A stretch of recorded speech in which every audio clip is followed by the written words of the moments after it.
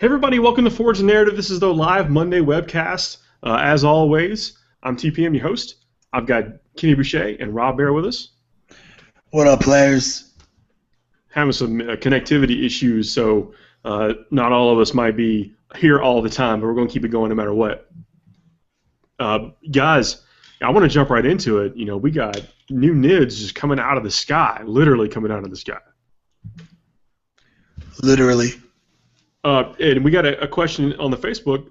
Chris Birch asked, aren't zoanthropes in the current codex? Why are we getting new zoanthropes? What is going on? I've already got the answer. That's rhetorical, but you can chime in there, Kenny, if you'd like. First off, I don't even know what a zoanthrope is.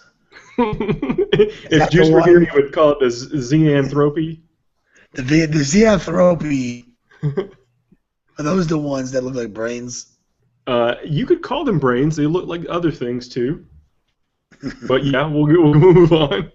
But it's I think they're moving. We keep talking about it, but this new business model, this new plan is you might get a codex, and that might be your only codex. Like forever, the next bunches of things that come out are going to be these data slates and these updates to the things that go in your codex, and that's the new now.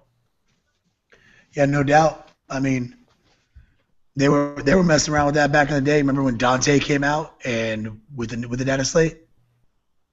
Dante? Oh yeah, he did come out in a novel or something. He was in a and they gave us like a new set of rules that were like, yo, which ones? Because these ones aren't good. Yeah. Well, obviously not. Those are not the rules then, sir. Yeah. But I mean, we were talking about this. I was actually talking about it with Rob on the way home today. Is that there's a lot of speculation that this might be the last major edition we ever get. Like, we're just going to get tweaks to this edition from now on until things change in the company. Yeah, I mean, that's not bad when you think about it. Like, this is the most detailed edition we've ever had, the absolute most attention to detail, and I can see them just keep adding on to it for infinity. It is 2014. I feel like we have the technology. To just fix this, Yeah, and the game plays fine. I mean, there's some syntax things and some like wonkiness when you're flipping, between different sections that reference similar things. But functionally, the game plays just fine. Yeah, I've never been more excited about the game than I am in this edition. Yep. So I'm not saying that's what's going to happen, but it certainly could be. And it'd be interesting to see how this plays out. And I think that what they're doing right now with the Tyranids, like, if I were a Tyranid player, I'd be over the moon excited about this, and I cannot wait till one of my armies gets the same treatment. That's what I'm feeling. Get some Blood Angel love. Yep. So let me go down the list. People start checking in. Craig, man, I hadn't seen you in a while. Thanks for joining. J Troop, as always, man, I'm really glad you're here. Conrad, checking in for a few weeks. Steve. Chris Morgan says that our most recent podcast was the best one we've ever done. I feel good about it too. It's in my top 5, I think. So thanks for the compliment. Thank you. Luis, man, good to see you. Jason Lewis, Evan S, Lou, glad you're here. I'm glad everybody's here. Cody, Ricky, and I don't even want to mispronounce Twissy25. But anyway, thank you all for joining in tonight. And it looks like Cody's building a Storm Lord. That's one of those big IG tanks. You build one of those? No, there's all kind of. There's the Storm Lord, the Storm Hammer, the Hammer Lord, the Hammer Time, the Storm. When I think of the Storm Lord, I think of Nemesaur, the Storm Lord. But maybe it is. Lame ass Necrons. Oh man! Last night I played against probably one of the most ridiculous lists that you could see right now in 7th edition. I played against a guy who had Necrons with the Transcendent Satan, and he had Space Wolves for drop pods, had Kodiaz to help him with seizing, and a Calexis Assassin, all for 1850. Yeah, that seems good. Yeah, I mean it was good. It was the list is great. Yeah. But Yard held it down in combat, in close combat with a Satan for 5 rounds. Had that pimp hand just raised. Just swinging it. Yeah, Getting a little backup Love from those guys. the White Scars chaplain I had, running with a 50-man conscript blob, or not blob, just squad. Squead. Yeah, That's how Busta Rhymes would say it. he would, he might. I Yep. got some people are hobbying right now, which is cool. I guess with Thundercat being built even as we speak. Good to see you.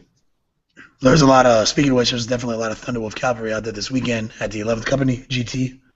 Now, you're an aggressive player just like I am. What do you really think of the Thunderwolf Cav? Now, we said that they're back, but neither one of us are really playing them as Thunderwolves in general. What do you really think about them now that you've seen them in action?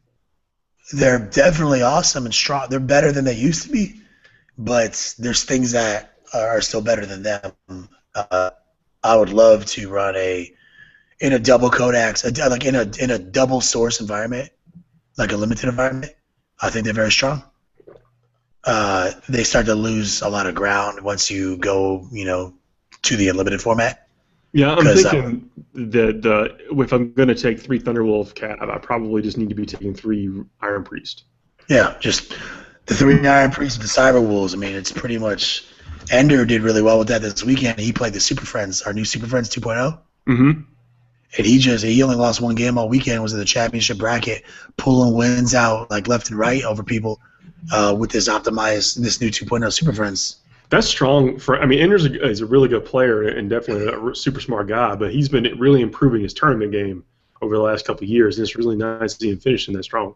Oh yeah, he even he made a couple tweaks to the list that I totally approve of that I'm gonna make to my list. Running with that company, the Grey Wolf. He's like, yo, I get as many elites as I want, pretty much. So I'm gonna add a Wolf Guard squad with combi meltas and a drop pod. Yeah. So now he's got all these like Land Speeder Storms popping off, but like on turn 1, Melta Guns drop in and the Super Friends push forward. So he has like multi-threat. He can pop a Land Raider and kill a Wraith Knight on turn 1 or whatever, or both.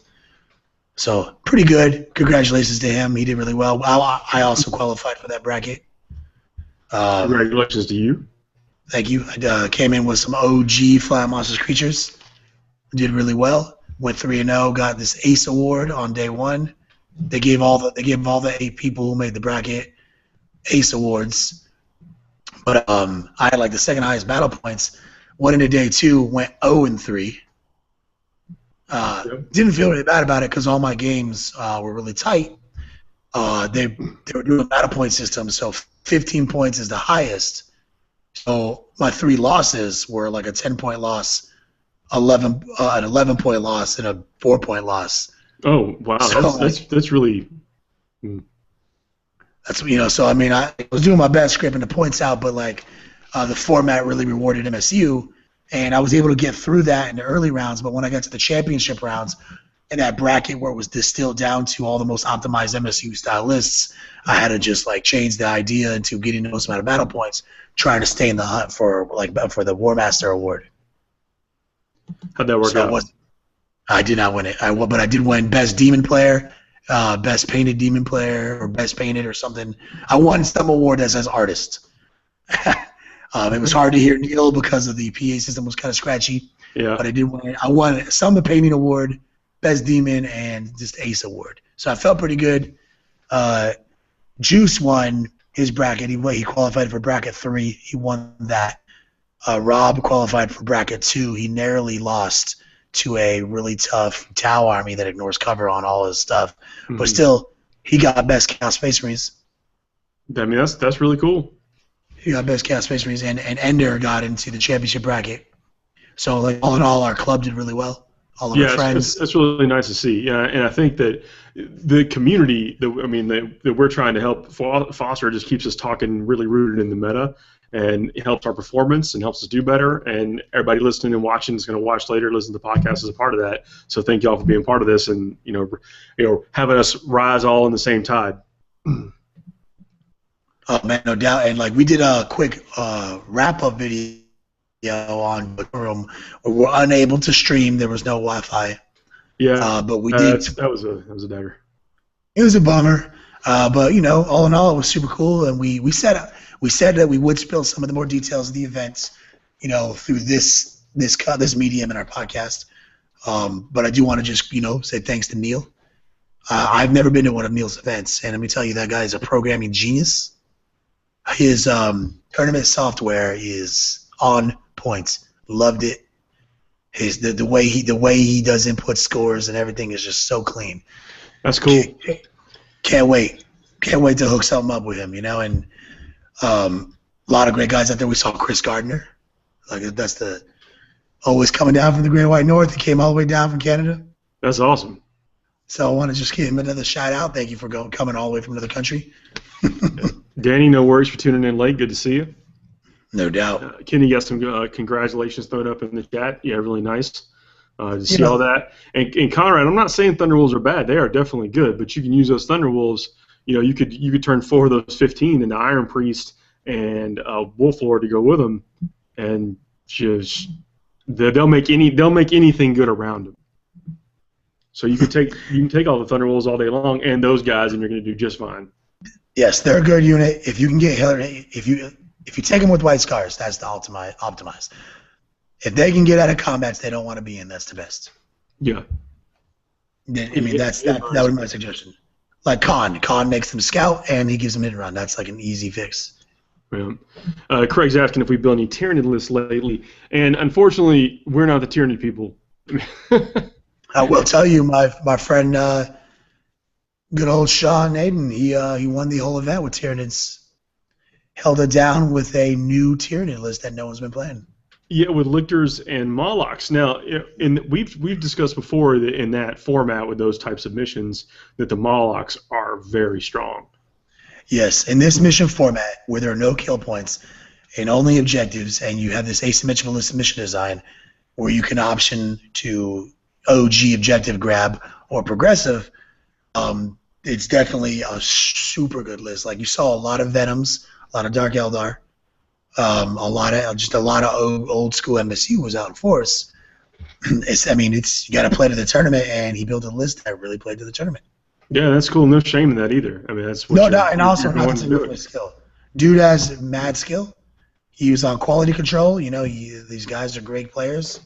So, their team is holding it down those home places.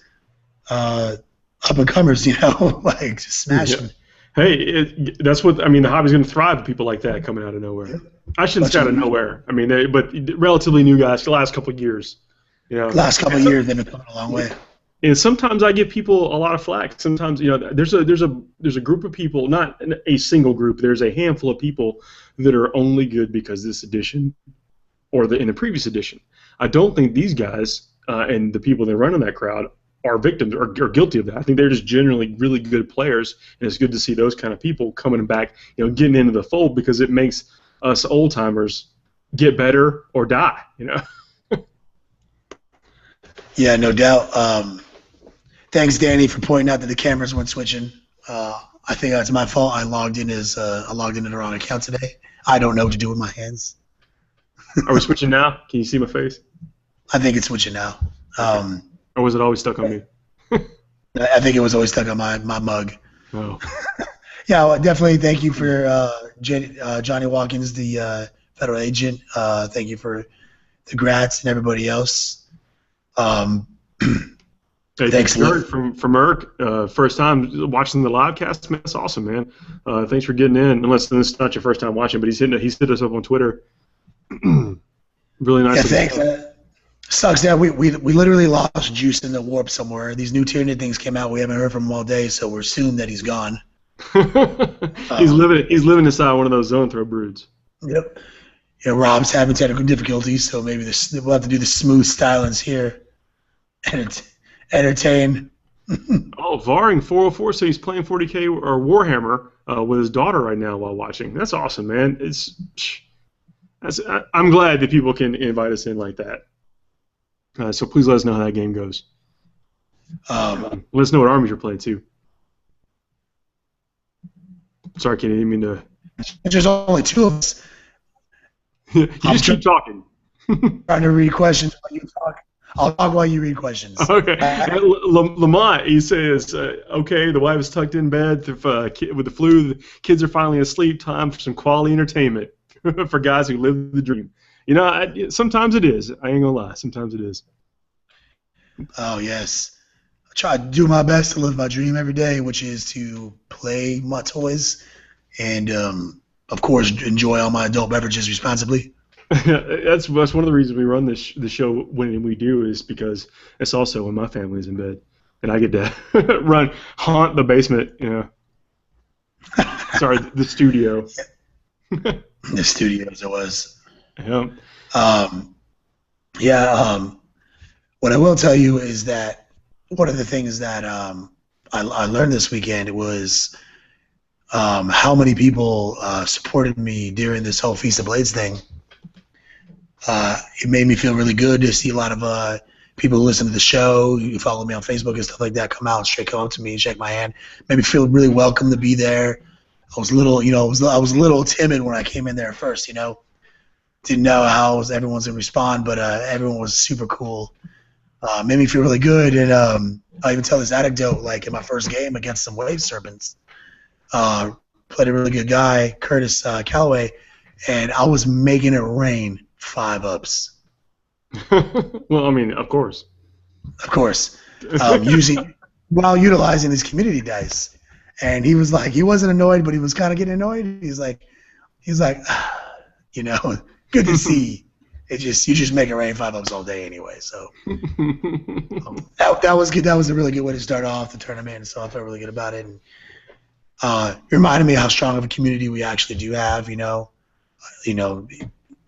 easy. There's not that many of us. Like, you could easily go to even the largest tournament in the country and know 90% of the people there. Yep. In the 40K tournament. Yes, you were not lying. Looks like is Cat Daddy here? He's trying to. Hey, Danny, no problem with that. I know how it can be. I'm trying. Needing the end of the book. I understand how that can be. So hopefully the next one comes with all the CDs. I think Rob is glitching out. I sort of hear him. He's trying. So Keegan's asking, let's get to the actual 40K question. Berserkers in a Dreadclaw. What do you think about that? Is that something you could actually get? Because, I still don't think the Dreadclaw is all that awesome. If you're going to use Berserkers and you're going to use a Dreadclaw in the same army, coincidentally, yeah, obviously put those two things together. Well, don't you think, I still think like the Land Raider Spartan is a better choice. Spartan Assault Tank is a superior choice by all accounts. I've done a lot of number crunching on that thing, and it's just you can't get 4 Twin Link Glass Cannons for cheaper that hit on 3s. Now, if you want to take Zerkers, what I would probably do is Abaddon the Zerkers in a Spartan, and then back them up with a pair of Sicarans. I think that'd be a nice core. That's hard to deal with. Because you're going to deliver them. Abaddon lets you take all these relics and stuff.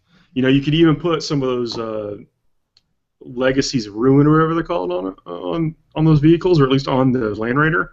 Maybe get some added benefit, and you're almost guaranteed to get that.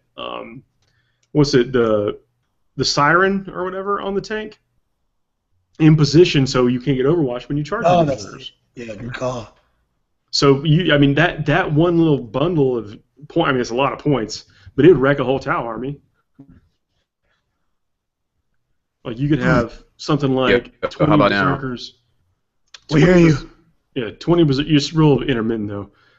20 Berserkers, Abaddon, and then some guy, or maybe can you put the Pelican guy in there with the Berserkers? Oh yeah. Well, no, actually, because they have different marks. There's a lot of good things to do. Like, basically, every list I make, it revolves around a Spartan Assault Tank. I can't agree with you more. Put your favorite assault unit in there with your favorite HQ. It's going to make them better than they've ever been before. Yeah. Yeah, I think so. Put Karn the Betrayer in there and some Berserkers. Whatever you want. Yeah, Karn. Yeah, Karn's not too bad. Hitting on 2s. Yeah, yo, I'm gonna work this thing out with Robbie B real quick while you answer a few questions. All right. Hey, Sean, thanks for catching the recast on YouTube. It's nice you having that there stream here, but it's of course, cool people here get some live questions going. Yeah, man, Justin, I'm with you. Man, I spent all that time painting my Blood Angel Knight, and then went to seal it, and one of his shoulders clouded up, and I about had a heart attack. Like it was like this. I didn't know where I should laugh, cry, or puke all at the same time. It's basically because the weather here is. I mean, it's 70 degrees during the day and 20 degrees at night. But and plus the humidity or whatever. I hit it with a coat of gloss and fixed it all.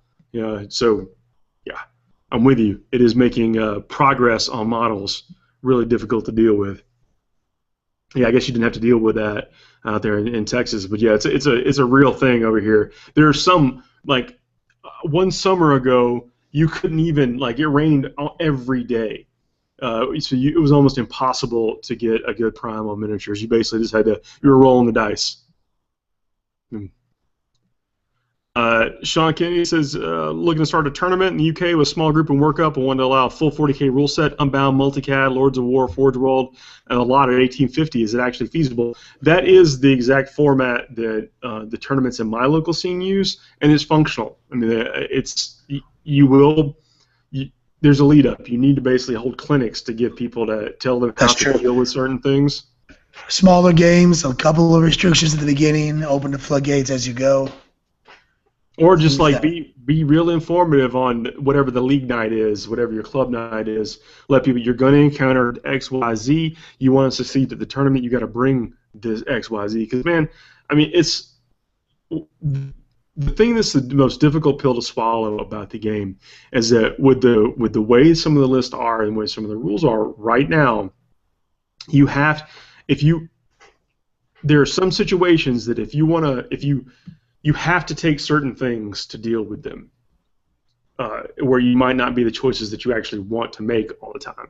So, but of course, that lessens one way or the other depending on what other compromises you've made in your army. Like if there's some things that you just really want to take, then that means it may make it to where if you want to be competitive, you have to take something else. But if everything you want to take all works well together, has synergy, and you can make happen, you're very comfortable with it, the choices you have to make are more relaxed. That's a super good point. It's difficult to explain, but I feel like everyone already knows. They just need to have, it's just someone's just got to put the framework together at their local scene. Yeah, and that's kind of one of the things I'm happy about. Everyone knows how the stuff they take works, and that's why you have to put these clinics together and kind of all come together in a less competitive setting. A couple meet and greets, some game nights. Because everyone's got to help each other. That's how the community works. Mm-hmm. Evan S. saying that his wallet's going to be real sad when these new Tyranids come out. Yeah, it is. I mean, I guess with the Zoanthropes, though, most long-time Nid players have a few Zoanthropes hanging around. But these drop pods, get ready to shell out the change. No doubt. I want to shout out Johnny Watkins for his super kind words. Thank you for saying all those nice things. It's too much for me to read because I'm bad at reading. I've got a question from Cody. It says, since Battle Brothers can share transports, what should I put in my Stormlord? 40 capacity. I own Marines and Guard, 30-man blob with last cannons, maybe Terminators. A bunch of Terminators with Thunderhammer Storm Shields, not a bad option. Yeah, that's always good.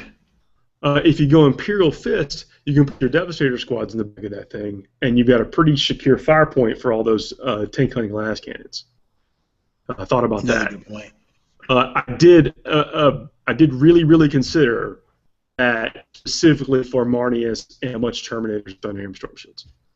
But that's what I thought about first and foremost. Go get some clan racking dudes in there. Throw some Sisters of Battles up in there. Yeah, things like Centurions, they can ride in that thing. Yeah, Centurions do good in everything. So basically, in the back of that, you could have Marnius, 10 Terminators, and 6 Centurions. Yeah. That's 18? No, that's... Yeah, you could almost... It's 18 plus 20 is... 28... 38, yeah, with Marnius. Yeah, you could do that, I think. That's actually not a bad idea. Do that right now. I had not thought of that before this very moment. You should probably just do that. Yeah. And if you don't have 6 Centurions, then fill in something with that. But that's a lot of firepower coming out of that, and I don't think anybody would want to face up against that. Did you shout out Sean Kennedy from UK? Yeah, he's the one that's talking about tournaments. Yes, I see that. Thanks for always watching. I did notice that Evan, he's super jealous and he's itching for a fresh tournament. Can't wait to hit the next season. I actually wanted to bring that up. We absolutely are in the month now. We're going to start leaking all the details. We want to give everyone about 90 days of time to get ready. Leading up to it, we're almost at that mark. So it's good. Just remember, look to the interwebs. Details will be flooding in. Yeah, we're going to make sure that we put out. We're going to find all the hotels that are nearby. Let people know what the best deals are. Try to get some buzz. So anybody in there, anywhere within 6 to 8 hours drive, should have no excuse not to come. Yes, seriously. Remember, it's going to be in Durham. It's going to be the end of February. Look at your schedules now. Let's get this thing done and have an amazing tournament and play all the Warhams. Enjoy all the adult beverages responsibly. Yeah. Chris Morgan, he's asking we go over some of the more weekly events we've done in the local stores that help keep the hobby alive in our area. I mean, most of us just play with our crew on the regular, but what we talk about on the podcast is like I got a friend in the area who's wanting to get some of the people that are not new to the hobby, but they've either not been as real active in a couple of editions. He wants to start a league, and so that's one of the things we're kind of going over in a series we're doing on the podcast as to how to do that. Not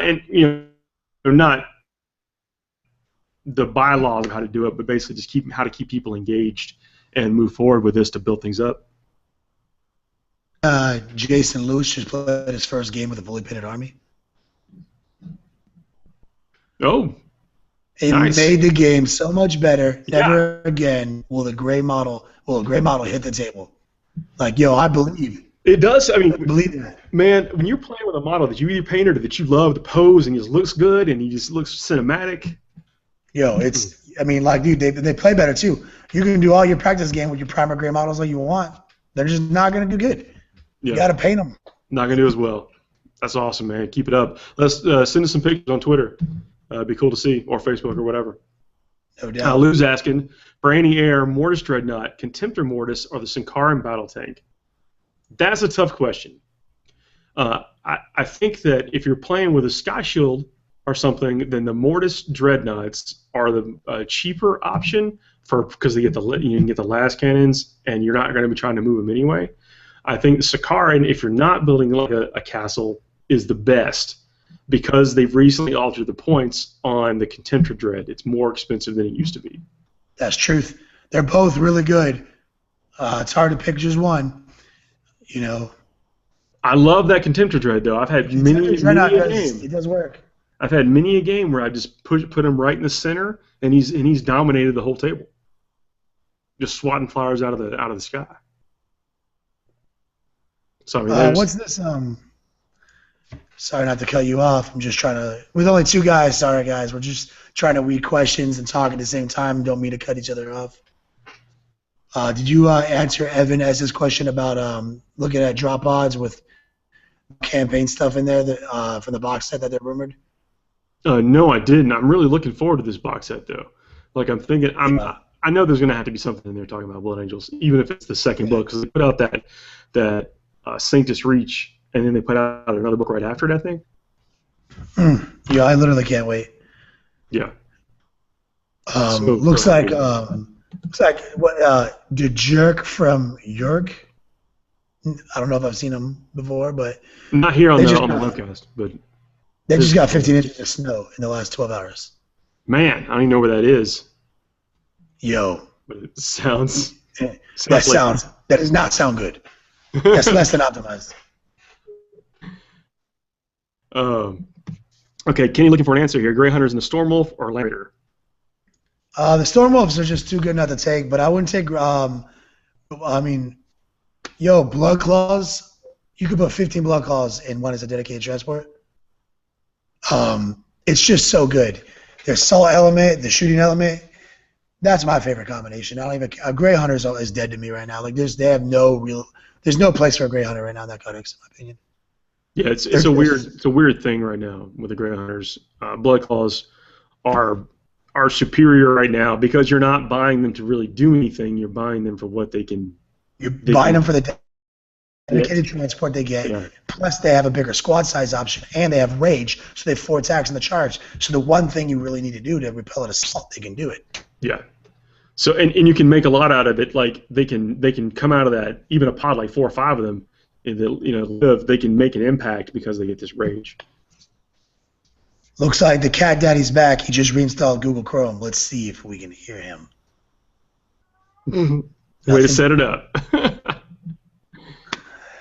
Gary Frank, how many knit pods is enough? If Juice were here, he would probably say yes. Yeah, I mean, I'm thinking you got to have a strategy. You can't just like necessarily throw stuff out there. I mean, not that you didn't know that. I'm not trying to say, but like plan out what you want to do. Like, what are you going to be? What is your end game? Where do you want to be? And I think that putting some pretty significant distractions on that side of the table, even if it's just 40 gaunts and 1 synapse creature, it's going to be strong. So I'd say the minimum you probably want is 2. The maximum you probably want is your whole army. That's a good call. Somewhere in between there. Yep, that seems fair. Somewhere between 2 and 100. Realistically, though. Sorry.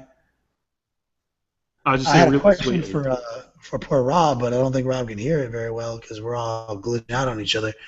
I don't know what an Avenger Strike Fighter does, so I don't know how to answer this question. The Avenger Strike Fighter, that's the one that it's got a decent gun on it, but what's the... The Vendetta is just not very well pointed. He asked which is the better anti-air. Is it going to be Vendetta or the Avenger Strike Fighter? Man, let me go slightly off target with that. I think the Vendetta is really good because you can with 3 last cannons, twiddling last cannons. Sometimes it just gets the job done. I don't think the Avengers got that. If you're in here with us, man, you grab the rules on the Avenger Strike Fighter. But last night in my game, I played. Can you hear me? Yes, we can hear you. I put 3 Centurions in a Valkyrie, and that worked amazing. Like that was fun. 3 Centurions in a Valkyrie? Yeah. It's got 12 capacity transport. Huh. So flew over, airdropped them, and started the guns firing. That's the Operation Dumbo Drop. Yep. Yeah, it was nice little tactic. Yeah, Dirgecaster, that reminded me. Thank you very much. Yes, I'm in full undead support mode right now. Champions of Fenris. What's that? I've got a couple of people asking about Champions of Fenris. Johnny Watkins, Jason Lewis. Oh, hey, I love. What was the question? It's just more of a declarative statement of excellence. No, yeah. I mean, how weird is it that you can get 6 elites and not have to take any troops? Company of the Great Wolf. Yeah, it's pretty good. Is what we're talking about. That's our jam. It's basically the only way. It's Super Friends ride again, stronger than ever before. Yeah. Ben Hopper's asking us. He said, I think he was saying he was painting orcs earlier, and it never ends. And you're right, it never ends. Never-ending boys. Is it how would you play the Green Tide apart from making it fearless? Obviously, fearless. Yeah, you're right. It needs to be fearless. And I'm thinking that you pair it with that formation that allows outflank. You know, that other formation that you take just the HQs. I think you have to take a Pain Boy, a Big Mech, and something else. Some of the stuff is kind of ridiculous that you wouldn't take, but it's just a point investment to get the outflank. That's where I would start. Lucky Stick is not bad either. You know, and I would roll for being able to infiltrate that unit. The Lucky Stick is really good. No, the Thinking Cap and the Lucky Stick. Big Cap is what I was thinking about, actually. Yeah. To get the Lucky the Stick double is also warlord. really good for a war boss. Yeah. Yeah. So that's where I would probably start. Oh, the Avenger is the Avenger, yeah, here it is. Okay. 2 last cannons for 150 points. 3 hull points, better than 2. It's almost exactly the same as the Vendetta. I'm about exactly as excited about it. Yeah, I think the 20 points extra now for the Vendetta is worth it for that extra whole point. Yes. Sean Kennedy. I have a Khorne Space Marine list, Chaos Space Marine list. Only real firepower being a Land Raider with Karn and close combat Terminators. I'm taking 2 autocannon Predators and a Molofine, but I really want to take 2 Fiends as it is a nice model. Do I drop the much-needed DACA? Yeah, like I don't care about no double autocannon Predators. I would definitely get another Molofine. Get rid of the Predators. The Predators are not where you want to be right now, I don't think. I think I would much rather see something like a Sakaring make its way in there. Yes, jump in that Empire Armor 13, you'll be happy. Yeah, you will. The Sakaring is fun to play with. I mean, it's just got because it doesn't ignore cover, so it's not necessarily unbalanced. You basically ignores Jink. So what that does is those people that are going to get mad, they basically can't get mad. You're only shooting at things that are annoying, and so they know they're playing annoying things. No doubt. You ain't lying. West Texas and a hizzy. I meant to shout that out earlier, just clear out some of these questions. Normally, I'm not the guy who reads stuff, but I'm doing my best. I can kind of read. Oh. What's that? You can read it. Yeah, but but that's it. We just get one. Yeah, just press on. We get one line every 5 minutes. The Spartan tank, losing it. I'll go over Danny. Here we go. Put it up on the top. Good old Danny. Yo, has anyone grabbed the new Logan Grimnar kit? No. Yeah, I don't like the new model. I don't like the Wolves and I don't like the Chariot, so it's tough. And his rules did not get amazing. Like if that dude had awesome rules, I don't care what he looked like. I probably still would have got the kit. Man, but he's no Drago. Like if he was Drago and riding that thing, I might have 2 by now. Yeah, I'm clearing out some of these older questions real quick. Here's a question: how valid do you think the null deployment from the Nemesis Strike Force straight up Grey Knights can be? I think know it can be is. strong. Describe it to me. Well, the Nemesis Strike Force is the one that deep strikes on turn 1. Oh, word, yeah. No, that's so. Hold on. It's good. I know. There's a lot of controversy surrounding this subject right now with drop pods. Mm-hmm. Yeah, I don't. Yeah, you can't do that. So, all I know about this subject is purifiers don't deep strike. People are trying to put them in drop pods that give them deep strike, and they're trying to use them to deep strike on turn 1 without rolling. And as far as I can tell, it says models in this faction that drop pod's not in your faction. I don't think it benefits. So, but outside of that, I love that Nemesis Strike Force. You just use it with the things that can do it. I mean, Dread Knights can, and Terminators can, and I mean, there's things that you can do. I mean, you could build a very, very potent, you put all that in their face, and sometimes people just can't deal with Terminators. Yo, seriously, sometimes. Conrad checking in from Sylvania. Australia. Oh, hey, nice, man. Checking. Yeah. You're a gentleman and a pimp. Chandler's asking hey, put any thought into a 40K history fluff podcast? Would love to hear some mass info. Man, they occasionally my compadres here let me go unchecked for an hour and I get to talk about all the fluff. But yeah, that'd be pretty cool to have just a special one every now and then where I get to run fluff crazy and tell stories to Kenny. He can pseudo read through me. Yes, I have to have books read to me. That's how it works. I mean, you want to hear all the stories about Lionel Johnson actually being a boss. Yeah, Lionel Johnson, he's awesome, but for some reason, you gotta read 100 pages to find out he's awesome. Yeah, you do. He doesn't come across as if you were just to read the codex, you're like, man, their Primarch must be a serious chump. Every time. Oh, Khaleesi Kapowski wants to know how can they make Gene Stealers put in work?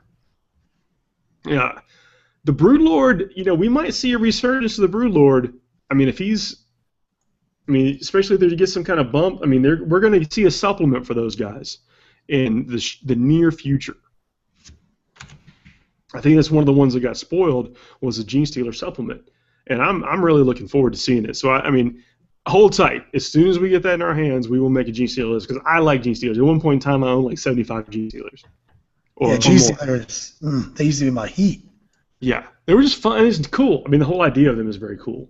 I mean, I know they can't ride around in limousines anymore, but you know. I do something every time to my mouse because I'm not used to using this fancy mouse on my computer. Clicking into the Q&A section, and now my mouse just doesn't work. Johnny's asking, what were some of the more what builds were you impressed by the 11 company? Anything? I mean, I know that we've kind of been happy about how the lists were built for the event, but did you see anything that didn't seem to be event specific that may have been a meta changer? Well, maybe not. I think we just lost Kenny. So we'll get back to you on that. Lou's asking for the Sakarian Legend of Glory Schism of Mars. 25 points for Tank Hunter, 4+ save against Haywire, +1 ballistic skill versus anything with Demon Force trait. Is it worth it? There aren't too many things there that in my opinion are too worth it. But do you play against somebody who's got Haywire? I mean, Haywire is a little bit harder to come by since the Dark Eldar don't have it anymore, or don't have it as much anymore. So I'm not sure I would go with that. Ken, are you back? I made an emergency option. Yeah. Bill Costello, when I'm putting together stuff, I typically use Superglue. Now, it really depends on the size of the piece and what needs to be held by it, but just a regular Storm Eagle, I'd probably use a combination of plastic glue and just regular old Superglue. Epoxy is good. Of course, it holds better, but it's typically, it's not worth it. It's not necessary. Rob is sending me text of his internet clock speed. He doesn't understand it. I'll help him out. You just gotta have the touch. You just gotta have the touch. I mean, we all can't be technological geniuses like me and Juice. I am also tech support for the show, so I will help him out. So anyway, Khaleesi Kapowski, Gene Stealers coming. That's what I talked about. I think when you were going in and out. Yeah, I'll try to move in and out quick because I need my mouse back. Yep. Epoxy, yeah, basically don't use it. Is whoever was asking about that. Yeah, it doesn't seem to be worth it. I mean, I don't even know a situation where I would use it. And Steve, man, Jay Swallow, he's hit or miss. I mean, he has redeemed himself in my eyes. I was a big old hater for a long time after reading some of those Deuce and Carmine books because those were. Wish I had more hands, but yeah. Fear to Tread or whatever it is, and Flight of Eisenstein, two of the best books. Very, very good. I walked away from reading those books immediately wanting to name all my tanks after the commander, all the captains, and the leaders of the Blood Angels. Like that was a mandate. I had no choice. Now I haven't done it yet because I'm terrible at putting scripts on vehicles, but I'll get there. I'm building up to it. I'm very happy with how my painting progress has been working. Johnny Watkins, what builds impressed you the most in the 11th Company? That's the question I was asking to you, and then you dipped. So the thing I saw outside of like the 9 lictors that I thought was cool was Dark Eldar was Force, playing their MSU that they used to play, Venoms everywhere and whatnot. But I like Grotesques, led by whatever the obvious HQ to lead them with. But man, Grotesques remind me a lot of Chaos Spawn on their unit strengths and capabilities. Toughness 5, 3 wounds. They come with Feel No Pain. The Feel No Pain. They have poison. They have instant death when they roll 6s when they're in close combat.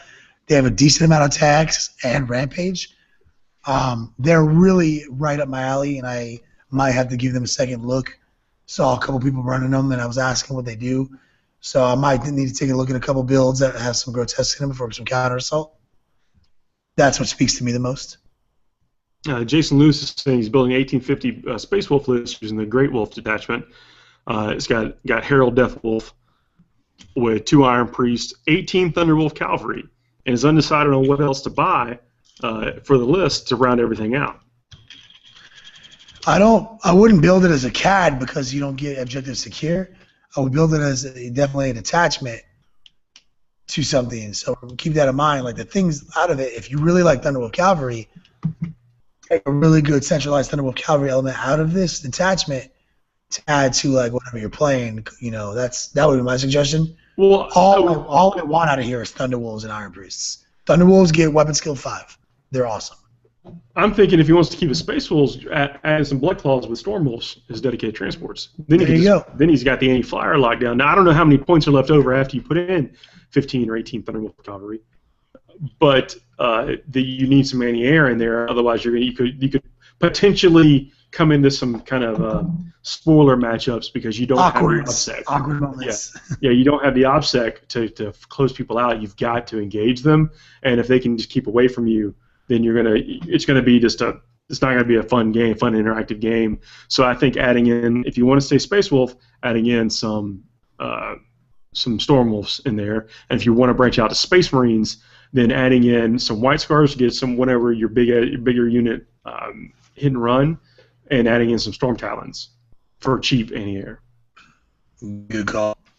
Vari 404 rules question.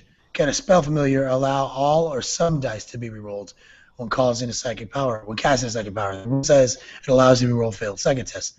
All the dice is your only choice. You don't all the dice you roll is the psychic test. You may reroll that, which is all the dice.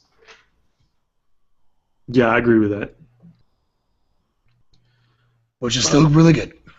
Oh yeah, it's. I mean, I can't see any reason. There's no drawback to that. No, it's amazing.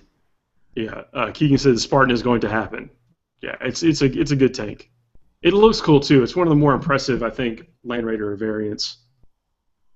Just for its sheer size, it's massive. It's so good. Yep. Reading through some of these questions. Yeah, Gene Stealers. We already talked about them, but I can't talk. I mean, Gene Stealers and new drop pods. That's gonna be some secret tech. Yeah, I think the Brew Lord lowering leadership and stuff is gonna be interesting. It looks like you got a super fan, Danny over here saying, "TPM, you made my heart cry." But the model itself blew my mind away with such detail. It's pretty amazing what GW can do. It really is. I mean, it's hard. It's hard to deny that, like all the models, like they're nice. Now, I'm not on board with just being a collector. I'm not getting them to paint and put on my shelf, on my mantelpiece, or above my TV or whatever in my living room. Nothing like that. But I do have one of those Sideshow collectible Death Company in my living room. The vinyl ones they made are about that tall.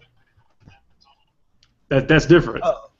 I see Rob actually in real-time motion down there. And I think I heard myself echoing back through his mic. You might have. What's the best way to build a 1,000 Suns army by Brett Long? I have an answer. We get this asked all the time. The 1,000 Suns are one of those armies that just captures people's imagination. And it is. Yeah, let's hear it. Let's hear what you got this time. Because it changes every time. Every time it changes, but I mean, basically, you got to take Ahriman. Like you take Ahriman, you take Huron Blackheart. Now with allies and demons letting you take heralds, now you can take a couple of heralds and some peak horse as an ally. You take Huron Blackheart because you're going to infiltrate every game with his warlord. No, sorry, not Huron Blackheart. Forgot. That's my Slanesh list. Ahriman has Master Deception as his warlord trait, which allows you to infiltrate D3 non-vehicle units. So you will be able to infiltrate a 20-man squad of 1,000 Suns with AP3 bolters at rapid fire. So Ahriman, these 20 guys, Allied demons, take a bunch of heralds, get your warp charge points off. Try to infiltrate Ahriman up with those guys, because if you have enough warp charge point, that guy can do all the witchfires over and over again. They're a shooting powerhouse. That is my core. 20 of those guys, Ahriman, infiltrate them. 2 or 3, heralds, big old block of pink horse. And then I usually take 2 or 3 Helldrakes, but probably will take 2 Helldrakes and one of these new fighters, or 2 of these fighters and 1 Helldrake. I don't know yet. But there's a lot of other spice you can throw in the list. But that's basically the way I play Thousand Suns themselves. Infiltrate a 20-man block. It ruins a lot of people's days. I like that. What about incorporating some IA-13 stuff in there, like Ahriman and 50 zombies? Ahriman and 50 zombies. And then doing Rhino Rush, with a bunch of Thousand Suns and Rhinos. So you basically could protect and give your Rhinos cover, or do a lot of you get people out of their transports and roll over them with these zombies all spread out. Yeah, that zombie. See, I always make lists with the. Right now, like I said, I'm making these double source lists all the time because I'm getting tired of putting out my heart and soul into these lists that I don't get to play anywhere. But you're right. It's gonna be changing. Adepticon is like you can build a stout multi-source army for Adepticon. I'm very excited about Adepticon. And we're at the tip of the spear on this, man. We're pushing this, and it's gonna happen. It is inevitable. Essentially, anytime you play Chaos, yes, draw from Imperial or 13 all day. Like, that's the best. Like, obviously, Thud Guns, 50 zombies infiltrating. You can't go wrong with that. Ahriman, gives you that infiltrate every game. I would get some Psychic Dice in there because he is a spoiler for some people. Oh, his shooting that that power 3 times. That can be very strong. It can be backbreaking in some situations. So good. Fallen Cypher talking about 3 Thud Guns or 2 Wyverns. 2 Wyverns are basically just as good. I mean. Well, I actually had this question asked earlier today by Rob. He verified if he was here. But why take Thud Guns? Well, the Thud Guns you get 3 crew per gun. That's toughness 7. So they really can't be one-shotted. No, true. The Wyverns possibly can. The Wyverns have some benefits too, because they have shredding or cover. Yeah, they also are twin linked. They don't need any other. In this context, since they get to reroll every one of their scatters, and both of these weapons are BS2, because this is the AI-13 version. That's another thing to consider. When they think scatter, they're scattering all day. The Wyvern does get to reroll everything. Yeah. Craig's asking, what do we think about the Zoanthropes being able to have 6 models in that unit? Now, they're Brotherhood of Psychers, so I'm not a huge fan of grouping up many of them, but they have a really good psychic power, warp charge to point efficiency. It's basically 25 points per warp charge. No doubt. So, I mean, they're level 2, and their power that they get is not bad. The Spirit Leech targets a non-vehicle enemy unit within 18 inches. Units must take a leadership test on a roll of a 3d6. The test is failed. The enemy unit suffers 1 wound for each point the test is failed by. I mean, that's clear. I mean, that's not the one in the book. This is the enemy unit suffers. Or not the one on the model that came out. It's the enemy unit suffers 1. And then you add 1 dice to the warp charge pool for each wound inflicted by the Spirit Leech. It's only usable by that unit, though. So, I like it. I do think it's powerful. I love it, too. The jerk from Irk, I think he said he was a long-time listener, first-time caller. He also says Hell Talons for the win. Yeah, they're really good. Sean Kennedy, I listened. I read the rules. I've just ordered my Sicarian. Thank you, guys. Hey, Rob. Thank you for saying cats. Cats. Yeah, that Sicarian is no joke. It even looks cool. We talked about this, too. It just looks cool.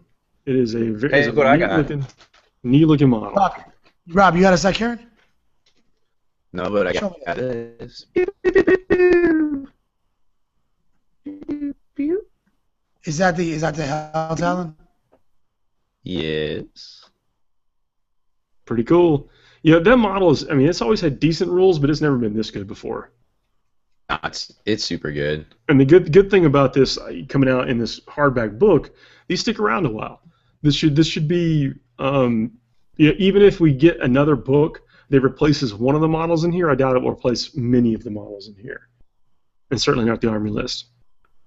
No doubt. Hey, since we got Rob on, well, we should definitely ask him real quick since we only have 5 minutes left about his experience at that 11th Company. Oh, I really like that event. It was a great event. Well, very well run. You know, Neil and company definitely did a good job. Sorry for all the technical difficulties here on my end tonight. I don't know what's going on. I've tried everything. No, the 11th Company was great. Really enjoyed it. The missions were pretty interesting. You know, a lot of thinking and stuff. I think they flowed pretty well.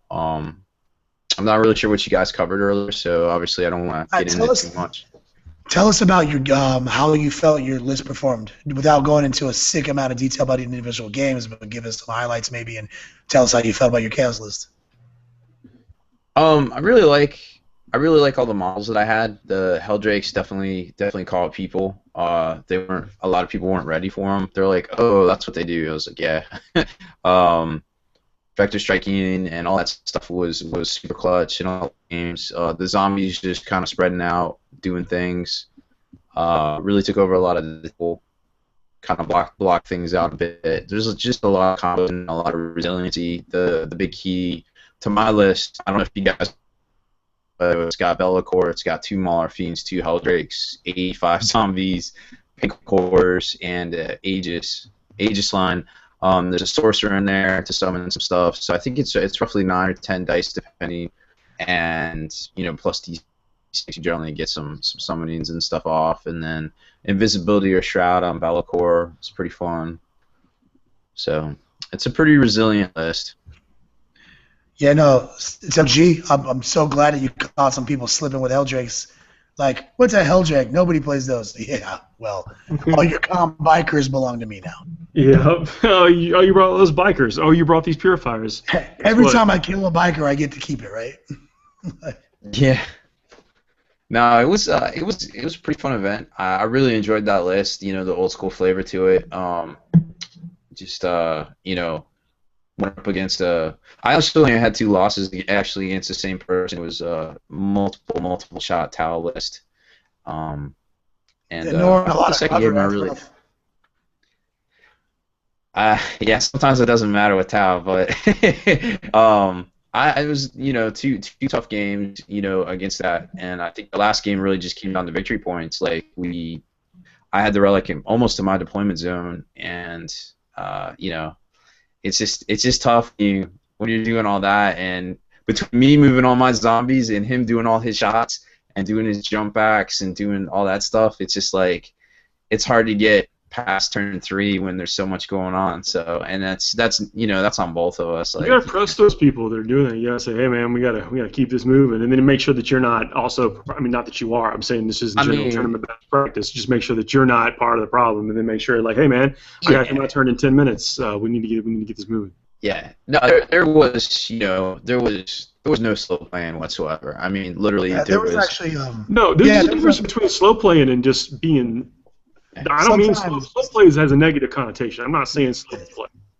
Yeah, no, you know, a perfect storm of lists. Like a Tau army does every phase of the game, including your phases. So the Tau army is doing something in the movement, shooting, the assault phase, no matter what, and he sometimes shoots in your turn. And then when you have a high battle cut army and the second phase, obviously you do a lot. So honestly, it's a perfect storm of events. And so, I mean, sometimes you get so into the game that you look up and you're like, oh, I should have been on this on turn 2, but now, I mean, it happens, whatever. As long as you guys both. I'm not even mad about it. Yeah, no, we did fine. You know, we both knew that we took up a lot of time just basically with our army, so it wasn't even a thing. Not to mention that was literally that was game 6. I'm sure you guys were exhausted.